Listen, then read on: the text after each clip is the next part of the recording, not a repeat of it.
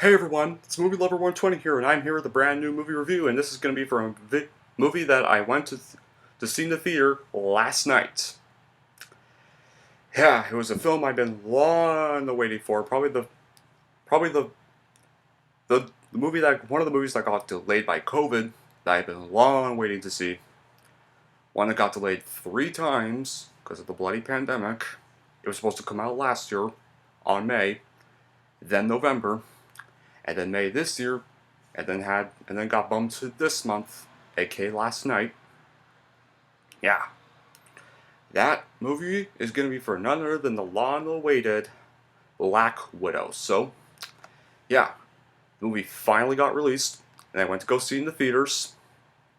I gotta say, I really, absolutely enjoyed it. It was perfect, very phenomenal. Probably my 8th favorite MCU movie of all time. And was it better than Captain Marvel? Oh, heck yeah, way, way better than Captain Marvel. But if there are any other MCU movies better than that film. Ugh. But anyway, so yeah, that was very phenomenal. It was a long time in the waiting. An excellent addition to the Marvel canon. Very much a Rogue One. I would consider this the Rogue One of the Infinity Saga. Perfect little side story. Basically, we go back and we fill some gaps after Capsule War. Just great to have any Marvel back in the cinema. They finally gave Black Widow the movie she should have had so long ago. After carrying the Marvel Universe for years, especially the Captain America films, Black Widow finally gets the power and background story we have been waiting for, except on the bad side. They did it after she died in Endgame. So yeah, to be honest, I wish this movie this was the Marvel movie we got before Endgame, not Captain Marvel, would have been better, honestly, if this had been released in 2019. But it is what it is. I mean, it's finally out. That's all that matters. The story had heart, humor, family, and of course strong women with no superpower except being super badass and yeah, Marvel. And finally, Marvel's presenting its women as leads and not as just sidekicks or certain Mary Sues. I mean. So now a little heads up, guys. There's gonna be some spoilers. So if you see a spoiler, I'm gonna hold this finger. That means I'm about to announce a spoiler. So there's gonna be quite a bit in this review. So if you haven't watched this movie yet, please don't watch this review if you haven't seen the movie yet, because I'm gonna spoil a lot of stuff. But here it goes. First spoiler. We open up the movie in Ohio 1995 when we see young Natasha Romanoff and her surrogate sister Yelena playing together. And then their mom tells them to come inside for dinner. And then as that's happening, their father Alexei comes home and then tells Melina that it's time for them to leave. So they take the girls to a Hanar plane. They board the plane, but then a team of S.H.I.E.L.D. agents pursue them. Alexei shoots them. Melina tries to get the plane moving, but then she gets shot. So Natasha moves up, she takes the controls, while Alexei hangs on the wing. They get the agents to crash all over the place before flying out there. The four then arrive in Cuba.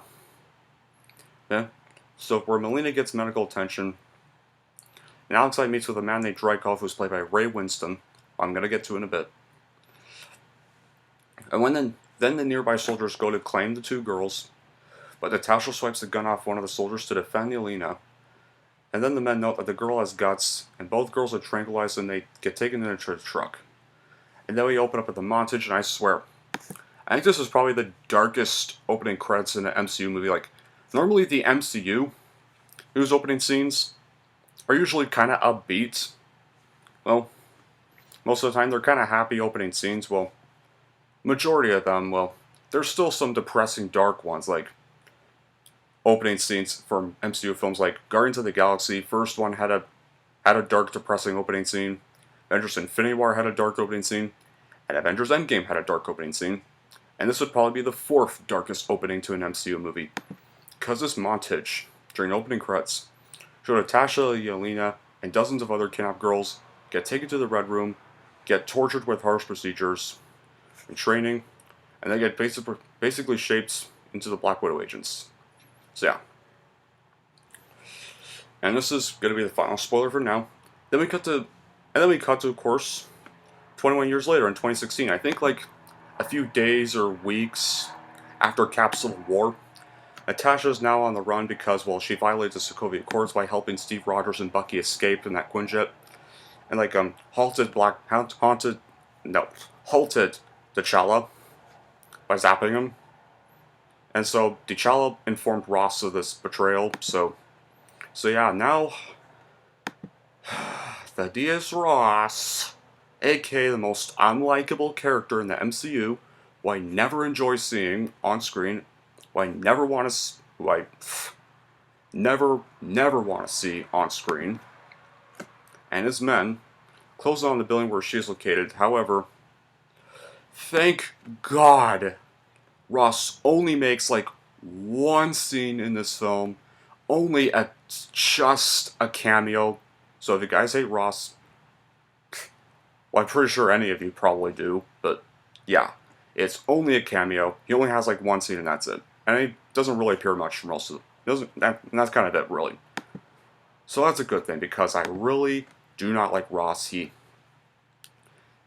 basically tore the Avengers apart by presenting them to Sokovia Accords, even though technically Helmut Zemo did that trick, and then that's not the only thing he did. He endangered thousands of lives, caused loads of damage by just trying to capture the Hulk, and he helped create the Abomination.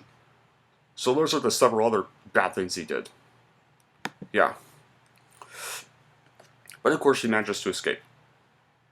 Alright. I'll get to the spoilers later. Yeah.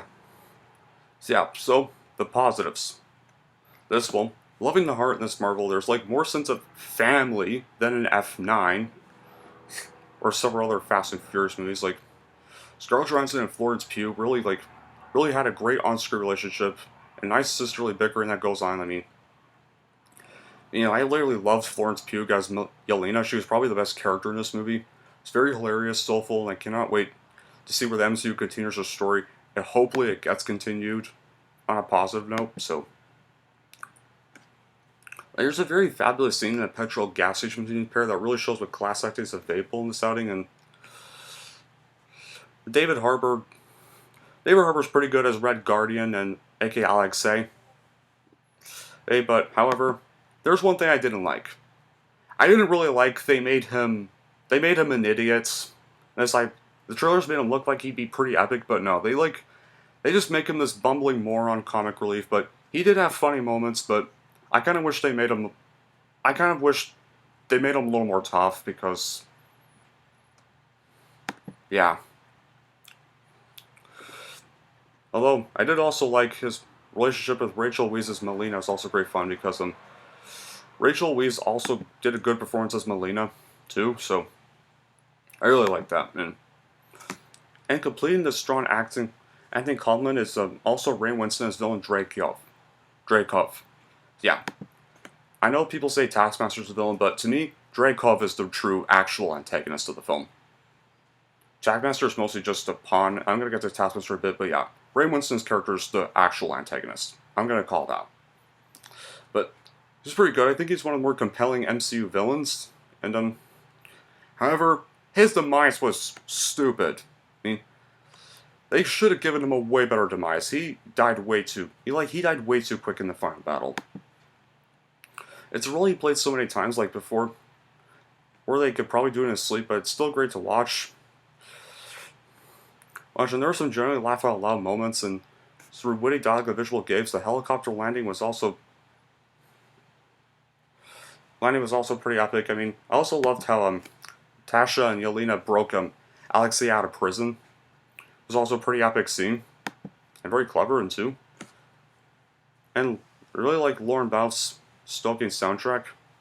And there's a great twisted version of Nirvana's Teen Spirit over the opening titles, which I already mentioned. And now, however, there are also some negatives I didn't really like. Well, actually, there's one more positive. I'll get to the negatives after this one. There's one scene where it looks like Melina has betrayed Melina, yeah. betrayed Yelena, Alexei, and Natasha, but once they do like get captured by Ray Winston's character and his army. But however, it turns out they really subverted that cliche perfectly. It turns out Lily, it was Natasha just disguising as Melina, and her and Melina actually discussed a plan to break into Dreykov's base and free all the others. So I really loved that. I thought that was pretty well done. Very original, fresh take on the betrayal concept. I'm glad they avoided that. Second, it was a really shocking twist. And now for the negatives. Now, yeah. Now I know you do need to suspend belief during all the MCU movies, but the Red Loom location stretches way too far in this. It's basically an overblown, free-falling finale that somewhat kind of lessened the impact. We have the rather more realistic flow of the movie to that point, but I can live with that one. The movie can get rather inconsistent at times, like its example.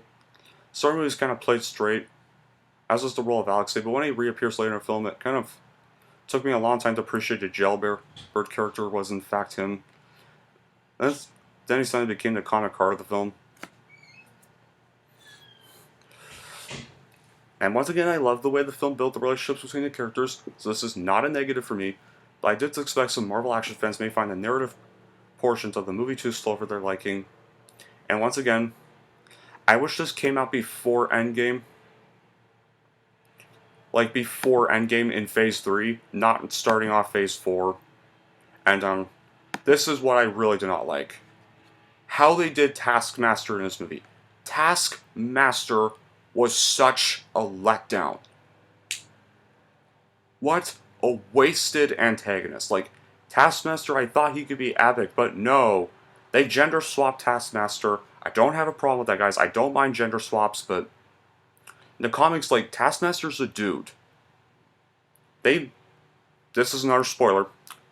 Taskmaster actually is a female. Yeah. And he doesn't really do much most of the film, so yeah. That's why I call Dreykov the actual antagonist. To me, he should have been the only main antagonist of the film. Well, because I thought he was way better written than Taskmaster. She was just basically a throwaway character compared to how big of a character he is in the comics. And a lot of the special effects kind of do look cheap in the final battle. You can tell straight away that it's kind of green screened. But those are only small issues, and it didn't take away from the enjoyment from this film. So yeah.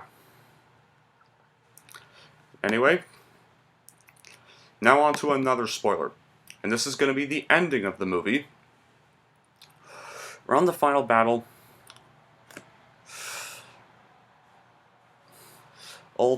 after like the final battle, and all the other Black Widow slaves are freed, Natasha is met by Yelena, Alexei, Melina, and the other widows, who take Antonia in for recovery.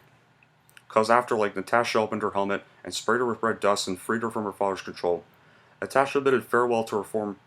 Natasha ends up bidding goodbye to her family, and Yelena gives Natasha that vest she wears in order to remember her. So yeah, then they leave, and of course, Natasha stays behind because she has to wait for... Because she now knows Ross and his men are now coming to the very location that battle took place, and she awaits them, but before anything can happen, the screen just cuts to black, and that was another, like, issue. Like, I wanted to see what happened after that. Like, where's the aftermath? Like, we're probably never going to know the aftermath, but...